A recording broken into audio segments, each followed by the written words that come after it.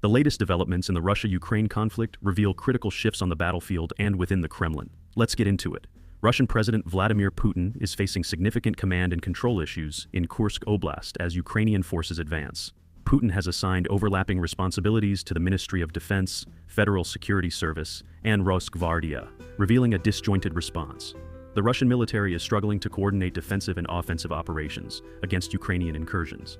This disarray reflects broader issues within Russia's military leadership as they confront the complexities of the battlefield and the rapid Ukrainian advances in the region. Ukrainian forces are making substantial gains in Kursk Oblast, directly challenging Russian claims of stabilizing the front line. Reports indicate that Ukrainian troops have seized 28 settlements and advanced 12 kilometers deep along a 40-kilometer front. Russian military bloggers and geolocated footage confirm these advances, showcasing Ukraine's ability to exploit weaknesses in Russian defenses. These operations threaten Russia's control in this strategically vital region, further complicating their military objectives. Putin has accused Ukraine of striking civilian infrastructure and threatening nuclear power facilities in Kursk Oblast. However, these accusations are strikingly similar to actions Russia has been documented committing in Ukraine. While Putin aims to paint Ukraine as unwilling to negotiate in good faith, he paradoxically acknowledges that Ukraine might be strengthening its position for future talks. This contradiction reveals the Kremlin's efforts to control the narrative while undermining Ukraine's international reputation. On the night of August 11th to 12th, Ukrainian forces launched a drone strike against a Russian airbase in Moscow Oblast. Footage shared by the Russian opposition outlet Astra shows Russian air defenses intercepting drones near the Chkalovsky military airbase.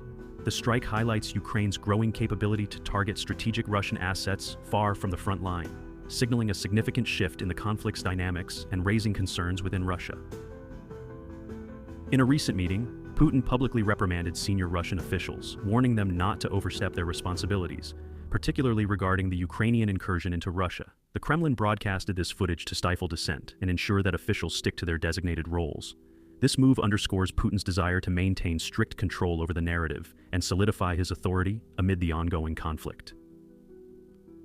Russian forces have made marginal advances within Vovchansk, northeast of Kharkiv city, but face strong Ukrainian resistance. Despite attempts to improve logistics and command structures, Russian troops are struggling against sustained Ukrainian drone strikes and defensive operations. The continued fighting in Vovchansk reflects the broader challenges faced by Russian forces in eastern Ukraine as they attempt to hold ground against determined Ukrainian counteroffensives.